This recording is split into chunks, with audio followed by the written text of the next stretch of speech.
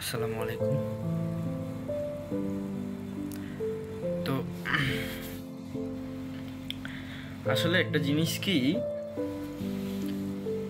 যারা আসলে প্রবাসী তাদের মনের আবেগ, কষ্ট, অনুভূতি, তাদের আসলে মন খারাপ, মন ভালো থাকা, এগুলো আসলেই নিজের ভিতরেই সীমাবদ্ধ থাকে।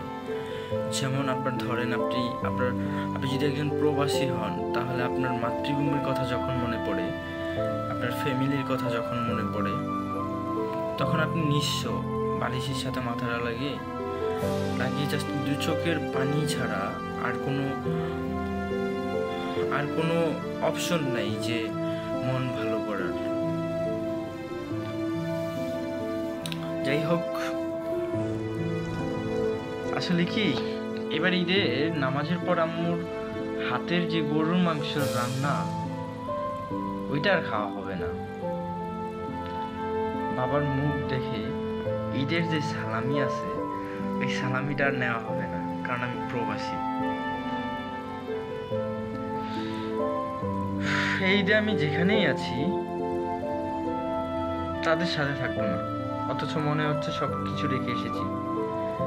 আমার ঈদ, আমার ঘর, আমার প্রিয়জন, প্রিয় মানুষেরা, সবাইকে রেখে এসেছি। মানে আমার অনুভূতি এমন পর্যায়ে কাজ করে, যেটা হচ্ছে যে আমি নিঃস্ব।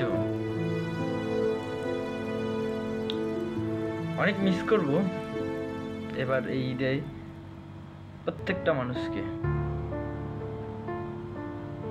আসলে কি, গরুর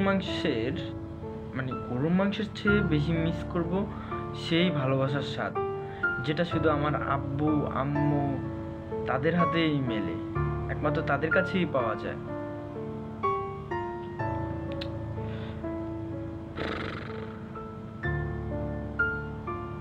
কোরবানির এই দিনে ত্যাগের মানে আমার কাছে শুধু পশু কোরবানি না, বরং পরিবারের হাসির মাঝখানে না থাকা। যাই হোক, অগ্রিম ঈদ মোবারক আব্বু আম্মু। আমি দূরে থেকেও প্রতিটা দোয়া, প্রতিটা মাংসের গন্ধে তোমাদের পাশে আছি। আবারও ঈদ মোবারক।